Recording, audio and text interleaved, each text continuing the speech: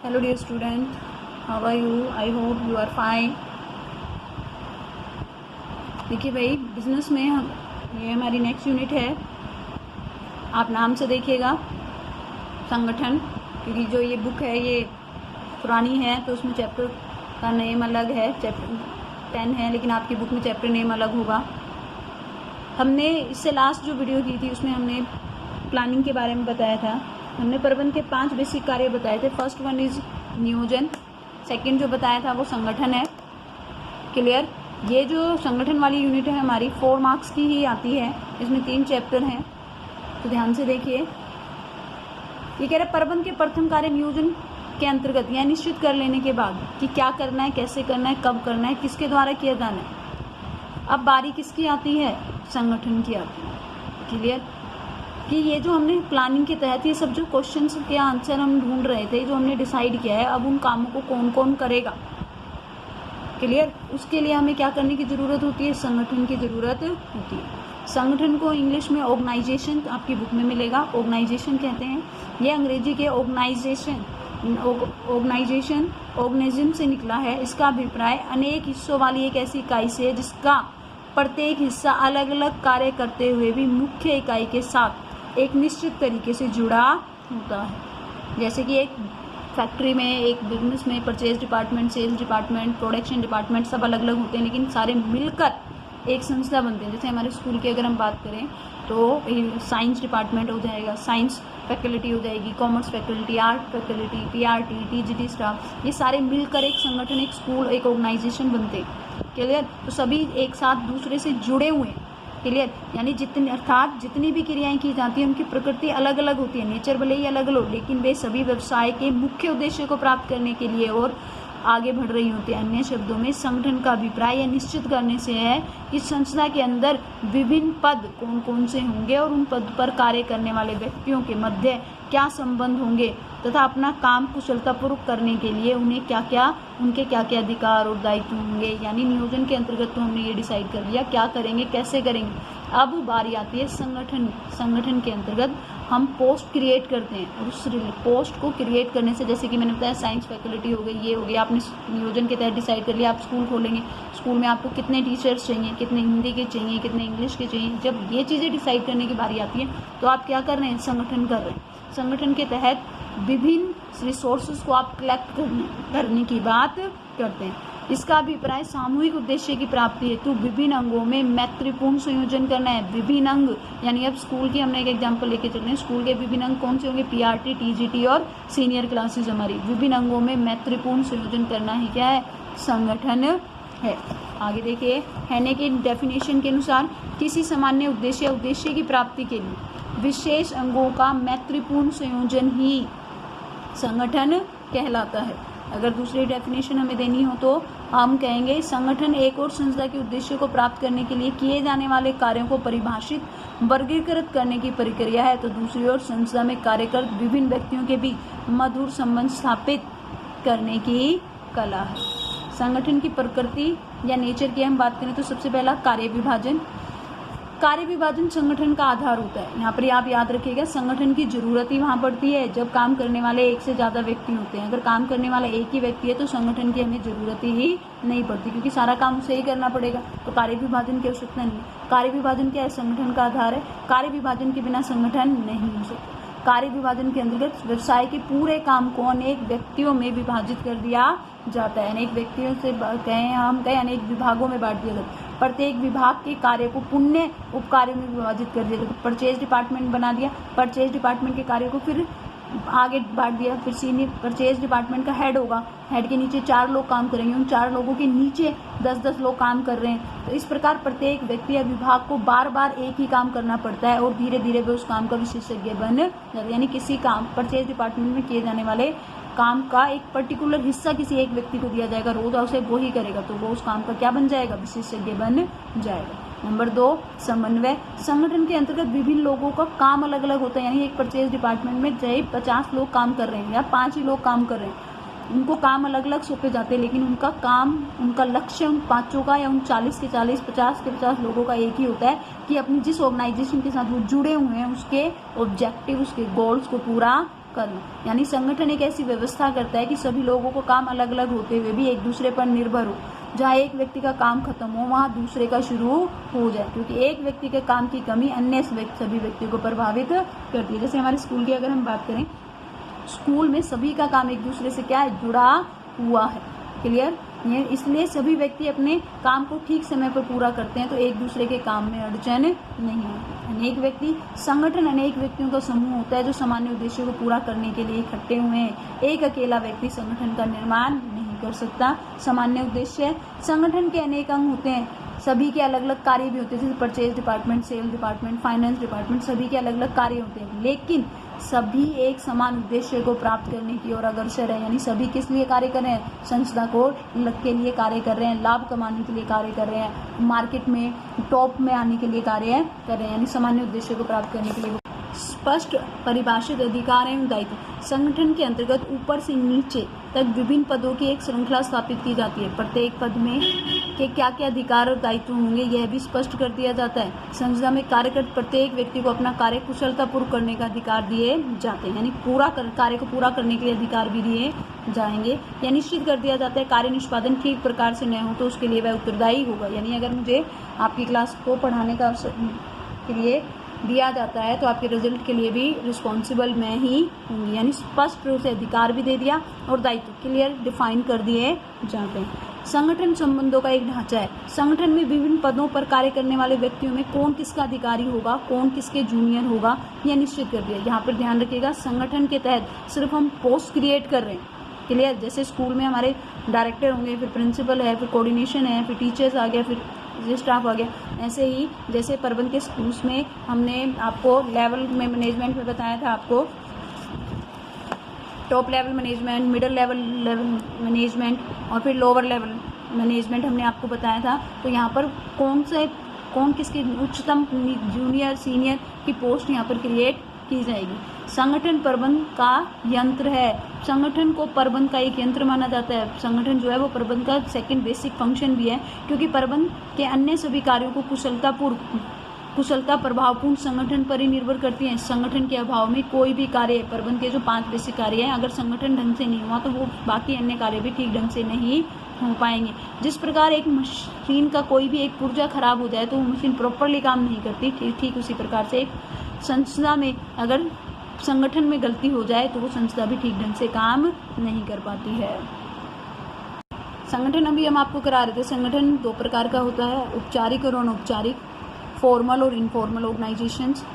Formal organisation की अगर हम बात करें, यानी औपचारिक संगठन की बात करें, तो उसका अभिप्राय ऐसे संगठन जिसके अंतर्गत संस्था में कार्यरत व्यक्तियों के दायित्व, अधिकार और पारस्परिक संबंधों को स्पष्ट परिभाषित कर दिया जाता है।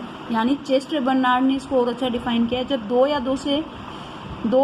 दो से अधिक व्यक्तियों की क्रियाएं समान उद्देश्य की पूर्ति के लिए जानबूझकर समन्वित की जाती हैं, तब उसे औपचारिक संगठन कहते हैं। यानी एक संस्था में एक बॉस और जूनियर के बीच, जो बॉस और जूनियर का जो रिलेशन है कि वो उसका बॉस और बॉस का जूनियर है, जूनियर को हमेशा बॉस को रिपोर्ट करना होगा और बॉस के ऑर्डर को फॉलो करना होगा। यानी ये संबंध डिफाइन किए गए कि ये बॉस है, ये जूनियर, बॉस का कैबिन कहाँ है, बॉस क्या करेगा, बॉस फाइल पर साइन करेगा, ये परिभाषित कर दिया गया। ये क्या है, औपचारिक संगठन। क्लियर? यहाँ पर कौन किसका अधिकारी है, कौन किसका जूनियर है, कार्य यहाँ पर यह संगठन नियमों व कार्यविधियों से बंधा हुआ होता है। सब कुछ पूर्व निर्धारित नियमों, कार्यविधि के आधार पर ही काम किया जाएगा। उसी को क्या कहते हैं, औपचारिक संगठन कहते हैं। औपचारिक संगठन की लक्षण की बात करें तो ये जानबूझकर स्थापित, ये अपने आप स्थापित नहीं होता, इसके लिए प्रयास करना पड़ता है, कोशिश करनी पड़ती है। ये नियम तथा कार्यविधि पर आधारित होता है। औपचारिक संगठन में बॉस ऑर्डर दे रहा है, बॉस काम करवा रहा है, तो हर चीज़ के तरीके होंगे, हर चीज़ की प्रोसीड होगी, रूल होंगे। ये अव्यक्तिगत होते हैं। यहाँ पर बॉस और जूनियर का जो रिलेशन है उसमें व्यक्तिगत भावनाओं को कोई नहीं देखता, ये कठोर होता है, अनुशासन का पालन किया जाता है, अव्यक्तिगत होता है। इसके अंतर्गत व्यक्तिगत भावनाओं को अनदेखा करके कठोर अनुशासन का पालन करने की बात कही जाती है। अतः यह पूरी तरह अव्यक्तिगत है। अधिकार पद से जुड़े होते हैं, आप जिस पोस्ट में हैं उससे रिलेटेड आपको अधिकार मिलेंगे, और ऊपर से नीचे की ओर चलते हैं, यानी जो सबसे ऊपर पोस्ट होगी उसके अधिकार सबसे ज़्यादा होंगे, और फिर नीचे जैसे जैसे पोस्ट की ग्रेड नीचे होती जाएगी अधिकार भी कम होते चले जाते हैं। ये कार्य विभाजन पर आधारित होता है। परिभाषित आपसी संबंध, वो एक ऑफिस में काम कर रहे लोगों के बीच क्या रिलेशन है, ये पूरी तरीके से डिफाइन होता है, क्लियरली पता होता है, स्पष्ट व्याख्या की जाती है, जिससे कि सभी लोगों को अपने अपने अधिकार और दायित्व, उनका क्या काम है, कितना उनको रिस्पॉन्सिबिलिटी दी जाएगी, क्या वो कर सकते हैं और क्या नहीं कर सकते हैं, यहाँ पर क्लियरिटी के साथ डिफाइन होते हैं। ये अधिक स्तर होता है क्योंकि इसमें व्यक्ति की आवश्यकताओं और इच्छाओं, आपको आपका बॉस पसंद है या नहीं पसंद, वो इस बात से कोई मैटर नहीं करता, वो बॉस है तो बॉस है, यानी व्यक्तिगत इच्छाओं की आवश्यकताओं को ध्यान नहीं दिया जाता, इसलिए ये अधिक टिकाऊ होता है। क्लियर, यानी आपको जो रूम अलॉट कर दिया गया ऑफिशियली तरफ से, आपकी जो कुर्सी जहाँ अलॉट कर दी गई, आपका कैबिन जहाँ है, आपको वहीं बैठना चाहिए, वो चीज़ आपको पसंद है नहीं पसंद, तो वो क्या है, औपचारिक संगठन। औपचारिक संगठन के लाभ देखिए अब। विशिष्टीकरण संभव, औपचारिक संगठन में कुल कार्य को अनेक भागों में बांटा जाता है और प्रत्येक व्यक्ति को कार्य का एक ही भाग दिया जाता है और वही उसे बार बार करना पड़ता है। जब वो कुछ समय बाद उस कार्य को बार बार करेगा तो वो उस कार्य का विशेषज्ञ बन जाए। जैसे आपके टीचर को एक पर्टिकुलर सब्जेक्ट दिया जाता है, वो साल दर साल उस सब्जेक्ट को पढ़ाते हैं, तो जब वो रिपीट करता जाता है अपना सिलेबस, तो वो सिलेबस में क्या, अपने सब्जेक्ट में क्या हो जाता है, मास्टर हो जाता है, यानी विशेषज्ञ हो जाता है, जिससे संस्था को विशिष्टीकरण के लाभ प्राप्त होते हैं। अधिक समन्वय, औपचारिक संगठन में सबके कार्य और अधिकार पहले से ही निश्चित कर दिए जाते हैं कि आपको ये करना है, जिससे कि सभी अपना काम टाइम पे कंप्लीट करने की कोशिश करते हैं, जिससे कोऑर्डिनेशन बेहतर होता है। गुड ह्यूमन रिलेशन, सभी व्यक्ति को अपने अपने अधिकार क्षेत्र में रहते हुए कार्य करना है, कोई किसी की अधिकार क्षेत्र में प्रवेश करके कार्य नहीं करेगा तो अच्छे मानवीय संबंध बनेंगे।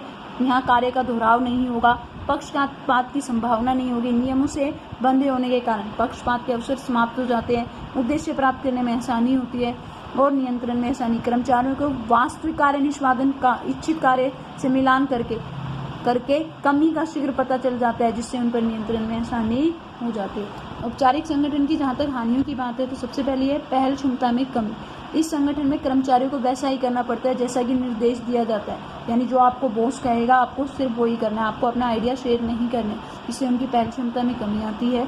काम में देरी होती है, सामने कोई व्यक्ति आपके बैठा हुआ है लेकिन आप उसे ओरली अगर बोल नहीं सकते, आपको उसे फॉर्मली ईमेल डालनी होगी, लेटर लिख के बताना होगा, व्हाट्सएप पे मैसेज, ऑफिशियली ग्रुप में मैसेज देना होगा, तो नियम होते हैं जिससे कि प्रत्येक कार्य नियम से होने के कारण काम में देरी हो जाती है। संबंधों का यंत्रीकरण होता है, विभिन्न व्यक्तियों के संबंधों को परिभाषित करके उन्हें इस प्रकार जकड़ दिया जाता है कि चाहते हुए भी अन्य लोगों के ज्ञान तथा अनुभव का यहाँ पर लाभ नहीं उठाया जा सकता। हम इस औपचारिक और अनौपचारिक संगठन को एक एग्जाम्पल के थ्रू भी अभी लेते हैं कि आप लोगों के लिए जो +2 कॉमर्स का जो रूम आपको अलॉट किया जाए, या आपके 10th क्लास 12th क्लास जो भी आपको अलॉट किया जाए, वो जो रूम है वो अलॉट जो आपको कर दिया गया वो क्या है, औपचारिक, ऑफिशियली आपको बता दिया गया है कि यहाँ बैठना है। लेकिन उस क्लास रूम में आप किसके साथ बैठेंगे, कौन आपका बेस्ट फ्रेंड होगा उन 15 स्टूडेंट में से, उस 40 स्टूडेंट की जो आपकी क्लास है, वो आप खुद डिसाइड करते हैं। क्लियर, तो वहाँ जो आपका बेस्ट फ्रेंड के साथ जो आपका रिलेशन है वो क्या है, अनौपचारिक संगठन। ये जानबूझकर स्थापित नहीं किया, वो धीरे धीरे आप लोग चीज़ें शेयर करते करते कोई उन 40 लोगों में से एक आपको क्या बन जाता है, बेस्ट फ्रेंड बन जाता है, तो वो क्या है, अनौपचारिक संगठन। यानी एक औपचारिक संगठन के आधार पर ही अनौपचारिक संगठन का क्या होता है, मेल होता है। यानी एक ऑफिस के ग्रुप में 40 लोगों की टीम है, 40 लोग वहाँ काम कर रहे हैं, एक आदमी परचेज डिपार्टमेंट में काम कर रहा है, सेल्स डिपार्टमेंट के लोग से उसकी बंदे से उसकी अगर दोस्ती है, वो म्यूचुअली अंडरस्टैंडिंग है उन दोनों की, वो शायद एक कास्ट से बिलोंग करते हैं, शायद वो उनका रूट एक है, आते जाते टाइम स्पेंड करते हैं एक दूसरे के साथ, या वो सेम एज ग्रुप के हैं, तो उनके अंदर जो अंडरस्टैंडिंग की भावना जो डेवलप होती है वो क्या उनसे होती है, वो अनौपचारिक संगठन, जो भाईचारे की भावना जो है वो अनौपचारिक संगठन के तहत होती है। ये कह रहे हैं अनौपचारिक संगठन का आशय ऐसे संगठन है जिसकी स्थापना जानबूझकर नहीं की जाती, बल्कि अनायास ही पारस्परिक समान हित, रुचि, धर्म तथा संबंधों के कारण हो जाती है। यानी 40 लोगों में से कोई 2 आपके बेस्ट फ्रेंड बन जाए। इस संगठन की मुख्य विशेषता आपसी संबंधों का मैत्रीपूर्ण और सहयोगपूर्ण प्रकृति की। आप कभी मुसीबत में थे, सामने वाले ने आपकी हेल्प कर दी, आप बॉस आज गुस्से में है, आप उसने आके बता दिया काम पूरा कर ले, तो आपका वो फ्रेंड बन गया। क्लियर, इसके अंतर्गत एक व्यक्ति दूसरे व्यक्ति के कामों में इसलिए मदद नहीं करता कि वह इसके लिए जिम्मेदार है, उसे डांट पड़ेगी या उसकी गलती निकाली जाएगी, बल्कि इसलिए वो उसकी मदद इसलिए करता है कि उसकी इच्छा व पसंद है। क्लियर, उदाहरण के लिए औपचारिक संगठन के अंतर्गत क्रय विभाग का पर्यवेक्षक अपनी कार्य संबंधी किसी समस्या के लिए केवल क्रय विभाग के प्रबंध से ही सलाह के लिए ले सकता है, लेकिन अनौपचारिक संगठन में यह सलाह किसी अन्य विभाग से भी ले सकता है जिसे वो अपना समझता है, जिससे बात करके उसका मन हल्का हो जाए। क्लियर। चेस्टर बर्नार्ड ने कहा है यह संगठन अनौपचारिक है जिसमें आपसी संबंध ज्ञानवश संयुक्त उद्देश्य के लिए बन जाते हैं। सेल्स डिपार्टमेंट वाला परचेज डिपार्टमेंट वाले से भाईगिरी में एक दूसरे से जब इन्फॉर्मेशन शेयर करते हैं, भाई किसी को बताना मत, तो वो किस बेस पे किया जा रहा है, अनौपचारिक संगठन के बेस पर ही किया जा रहा है। इसकी मुख्य विशेषताओं की बात जहाँ तक हम करें, लक्षण की बात करें तो ये जानबूझकर स्थापित नहीं किया जाता, ये धीरे धीरे समान अंडरस्टैंडिंग से या रुचि हित धर्म आदि एक होते हैं उनके तब हो जाता है। इसके अपने कोई लिखित नियम व प्रक्रियाएं भी नहीं होती हैं। इनमें ग्रुप्स बन जाते हैं, संस्था में 2 ग्रुप बन गए, जो भी जिस ग्रुप का सदस्य होता है वो उस ग्रुप के लोगों की आपस में बात मानता है। यह व्यक्तिगत होता है, ये पर्सनल होता है, यहाँ पर व्यक्ति की इच्छाओं भावनाओं को ध्यान में रखा जाता है। आपको किस ग्रुप का हिस्सा बनना है ये आपके ऊपर डिपेंड करता है। अधिकार, इसमें अधिकारों का प्रभाव ऊपर से नीचे, नीचे से ऊपर या समतल रूप में भी हो सकता है। कोई किसी का जूनियर सीनियर नहीं होगा।